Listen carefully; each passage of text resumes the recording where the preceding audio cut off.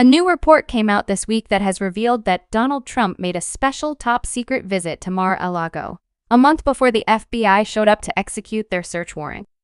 And according to those people close to Donald Trump, who actually spoke to Special Prosecutor Jack Smith during the investigation, they believed that Donald Trump was there to, quote, check on the boxes. In other words, they think Trump went there to make sure his classified documents were all still neatly tucked away, and more importantly, hidden from his own lawyers so that they couldn't return them to the federal government where they belong. Now, this trip took place between July 10th and July 12th. Again, about a month before the FBI showed up knocking on Mar-a-Lago's door. And this trip was kept super secret, which is what's so weird about it. There are text messages from Walt Nauta to Carlos D'Olivier, both who have been indicted along with Donald Trump, where Nauta told Olivier, hey, Trump's coming in. And then he did a bunch of hush emojis in the text, don't tell anybody, but he's coming in to do some things. So it would make sense that this was Donald Trump coming in. 'Cause he knew at the time his lawyers were looking for documents, they'd already changed the lock on that basement door so that they couldn't get in there and get those documents.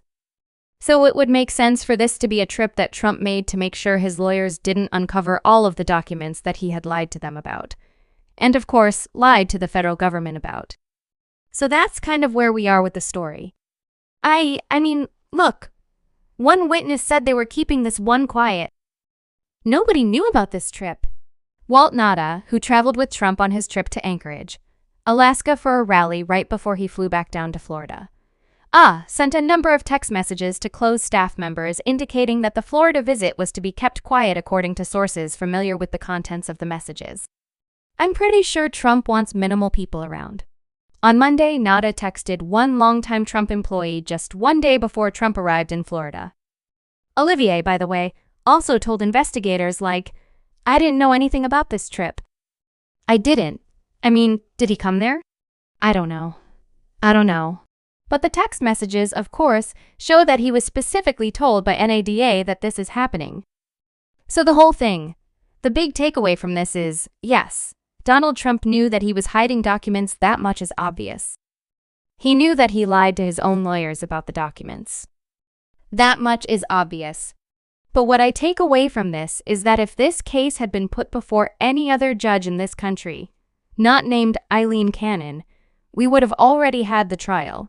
Not only would we have already had the trial, we would have already had a conviction and a sentencing. That's how long ago all of this would have happened. This is the most out of all of Trump's indictments, the most cut and dry. You lied about having the documents. You took them illegally in the first place.